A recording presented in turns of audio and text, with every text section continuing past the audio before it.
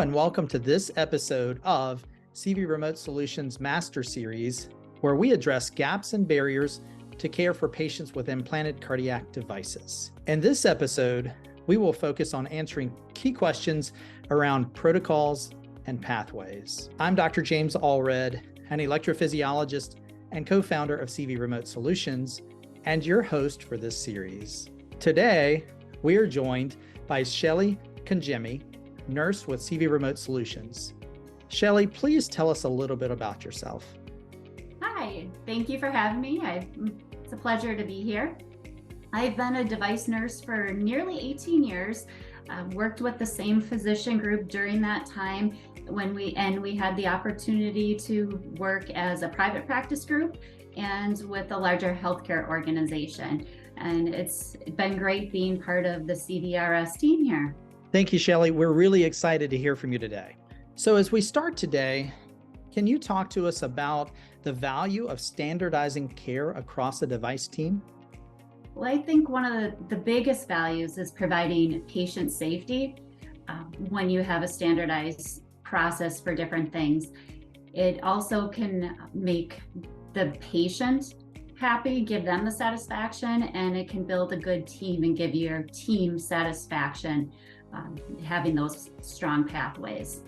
You know, there are lots of different pathways that one might pursue.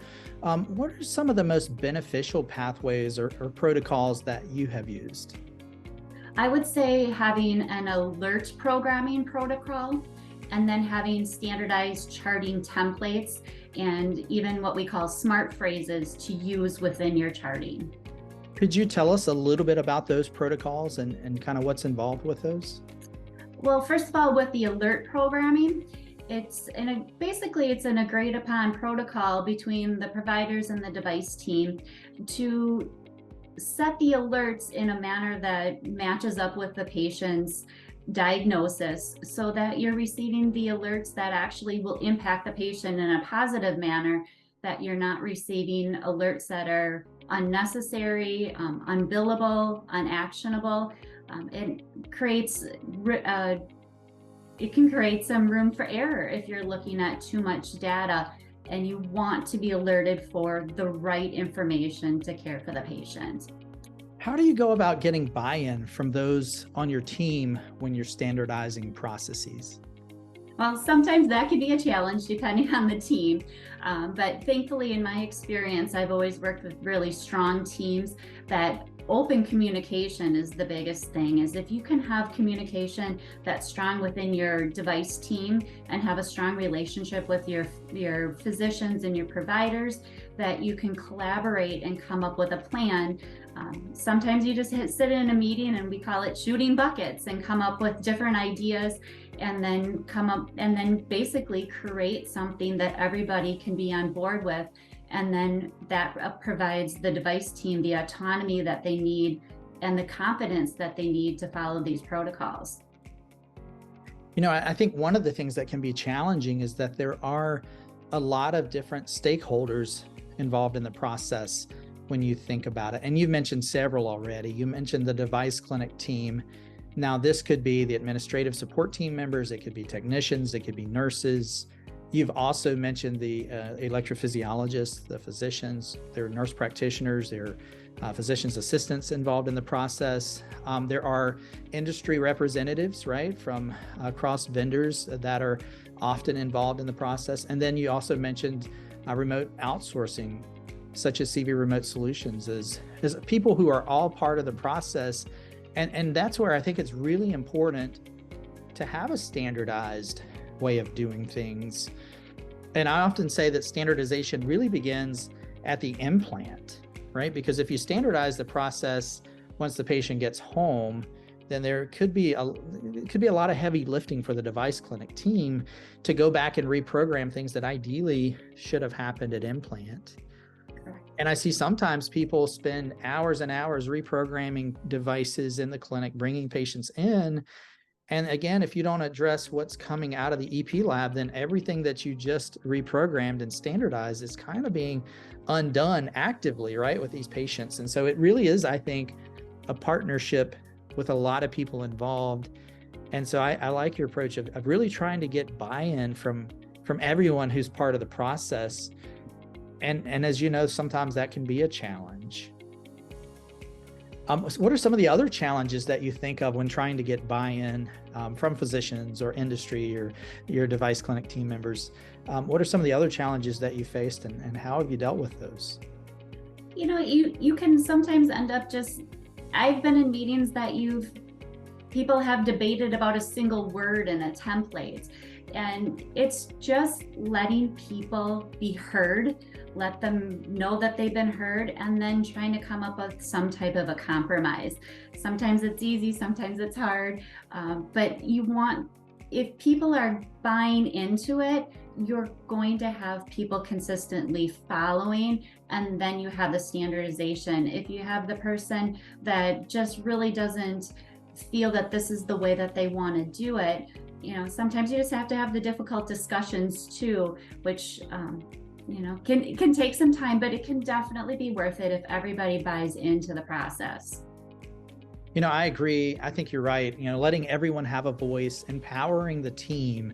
As an electrophysiologist, I think that's really important as I think about this, is empowering my team, because I may be busy doing cases all day and I don't realize how much extra work some of these, non-actionable alerts might be to my team. And so hearing them and hearing the need to consider some reprogramming is really important.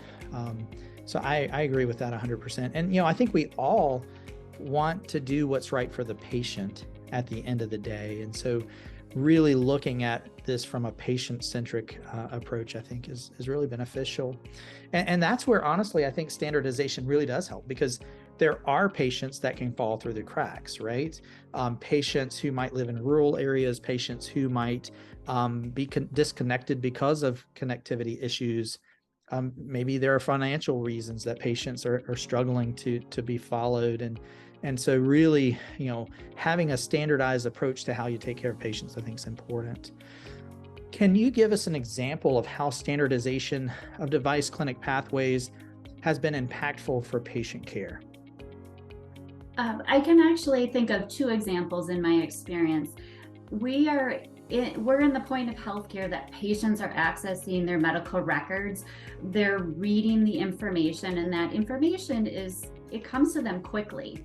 And the standardized charting can make a difference as far as how many patient phone calls that the clinic receives.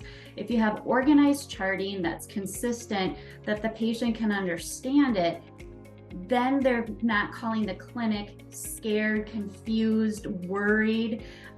If they can see that from each transmission or each in-clinic check, there's a consistency, it puts them at ease. The other thing that I've noticed is with the alert programming. If you are customizing your alerts and you're following the protocol and the process, you can have less alerts coming in that are unbillable and unactionable, and it frees up your staff to be able to take care of the patients for the needs that they really need them for. I think those are great examples. And when you think about it, there's so many opportunities to protocol the way we deliver care within the device clinic.